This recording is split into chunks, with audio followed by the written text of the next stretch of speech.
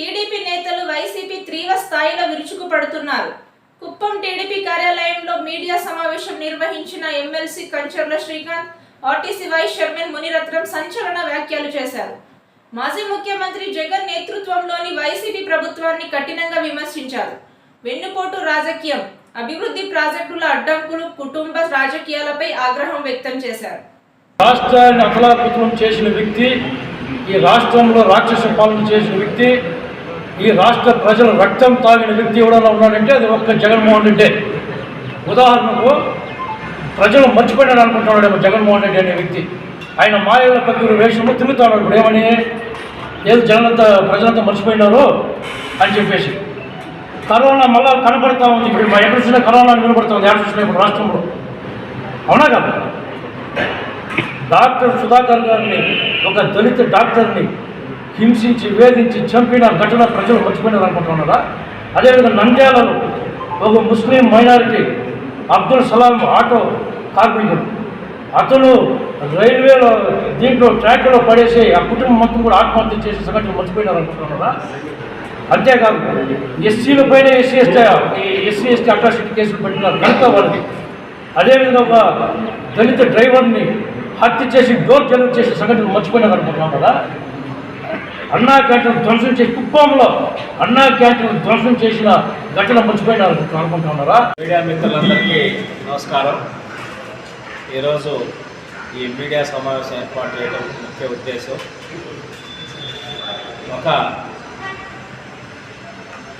హాస్యాస్పదమైన కార్యక్రమాన్ని జగన్మోహన్ రెడ్డి రాష్ట్ర వ్యాప్తంగా నిర్వహించమని రేపు పిలుపునివ్వడం జరిగింది. వెన్నుపోటు దినోత్సవం అంట. అంటే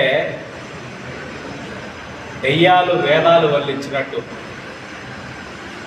ఇప్పటికి కూడా 11 సీట్లు ఇచ్చి ప్రజలు బుద్ధి చెప్పినా కూడా నిస్సిగ్గుగా ఇంకా అబద్ధాలని, అవాస్తవాలని ప్రజల్లోకి చొప్పించాలనేటటువంటి ఒక విష ప్రయత్నం అనేది జగన్మోహన్ రెడ్డి అండ్ కో చేస్తున్నారు.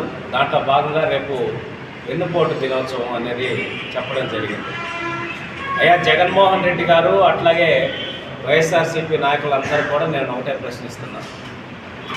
వెన్నుపోటుకి గొడ్డలి పోటుకి రెండింటికి పేటెంట్ అనేది వైఎస్ఆర్సీపీ కాంగ్రెస్ పార్టీ అనేది, అలాగే మీరు, మీ నాయకులు, మీ అధినాయకుడు అని చెప్పని ఈ సందర్భంగా తెలియజేస్తా ఉన్నా. అట్లాగే మీ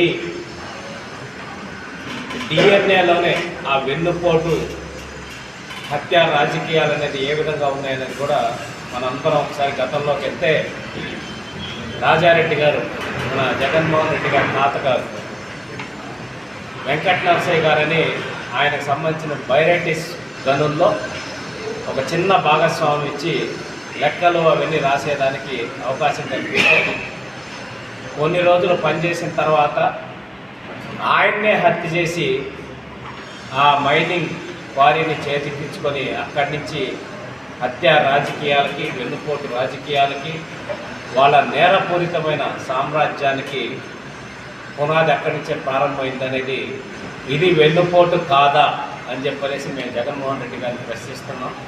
అట్లాగే కాంగ్రెస్ పార్టీలో మీ నాన్నగారు ముఖ్యమంత్రి అయ్యారు. అట్లాగే కాంగ్రెస్ పార్టీలో మీ నాన్నగారిని అడ్డం పెట్టుకొని లక్షల కోట్లు దోచుకున్నారు. దాంట్లో డైరెక్ట్గా ఈడీకే 40,000 కోట్ల పైచలకు అటాచ్డ్ కేసులు ఈరోజు మీ మీద 14 కేసులు నడుస్తున్నాయి. అటువంటి కాంగ్రెస్ పార్టీకి వెన్నుపోటు పొడిచి వైఎస్ఆర్సీపీ కాంగ్రెస్ పార్టీని పెట్టలేదా అని చెప్పనేసి, దీన్ని వెన్నుపోటు కాదా అని చెప్పనేసి ప్రశ్నిస్తూ ఉన్నాం. అన్నిటికన్నా అతిపెద్ద వెన్నుపోటు ఏంటంటే, అసలు వైఎస్ఆర్సీపీ పార్టీయే ఆయన కాదు, జగన్మోహన్ రెడ్డి గారి కాదు. శివకుమార్ అనే వ్యక్తి వైఎస్ రాజశేఖర్ రెడ్డి అభిమాని. ఆయన పేరుతోటి వైఎస్ఆర్సీపీ కాంగ్రెస్ అని పెట్టుకుంటే ఆయనకి నీకు గౌరవాధ్యక్ష పదవి ఇస్తాం, అట్లాగే మరిన్ని పార్టీలో సముచితమైన స్థానం ఏర్పాటు చేస్తామని చెప్పి అతని దగ్గర నుంచి పార్టీని తీసుకొని ఆయన్ని ఏ విధంగా తన్ని తగలేశారో మనం అందరం చూసాం. ఇది వెన్నుపోటు కాదా అని చెప్పేసి ప్రశ్నిస్తూ ఉన్నాం. అలాగే జగన్మోహన్ రెడ్డి గారు ఎన్ని హామీలు ఇచ్చారో మనందరికీ తెలుసు. ఏది అడిగితే అడిగి మనకి ఊర్లలో వస్తుంటారు, మ్యాజిక్లు చేసినట్టు ఏది కావాలంటే అది చేస్తారు.